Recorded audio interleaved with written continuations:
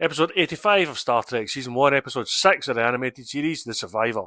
And in this episode, we meet Carter Winston, who is like a trader that does really well and uses his profits for good because he helps out charity cases.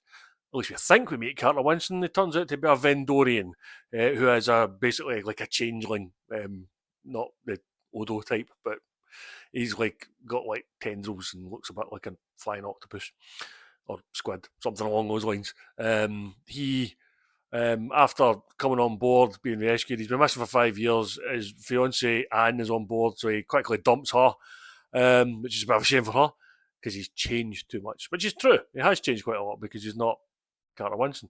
He then takes on the form of Kirk, orders him into the neutral zone. That's going to go down well. The Romulan neutral zone, that is. He then takes on the form of McCoy, admits he might have made a mistake. That's what alerts Kirk and Spock to the fact that he's there. Kirk also doesn't remember giving these orders, so he thinks he's going mad at this point, which is why he's in sick bay in the first place. So, yeah, that kind of gets him on it. So they start chasing him around the ship. He comes across his fiancée, who can't shoot him, obviously, because she still loves him, even though he's been dumped.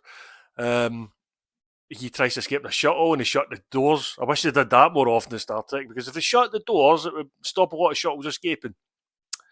Why is that not a thing more often? It's dead easy in this episode.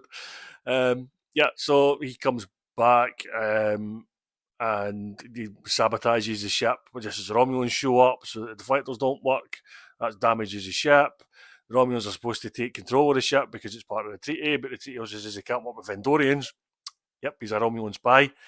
But there's a trick with the Vendorians in that they take on the traits of the people they impersonate.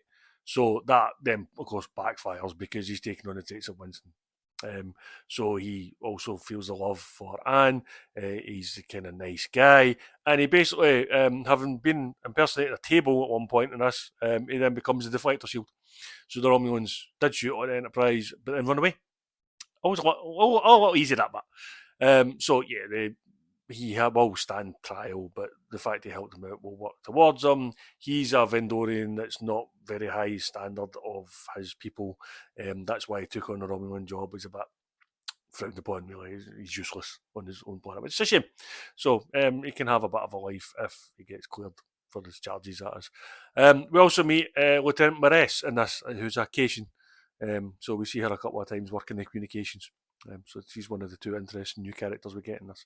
So I'd give this a 3 out of 5. It's a bit better paced than some of the previous episodes, which is good. We'll be missing that a bit. But yeah, enjoyed this one.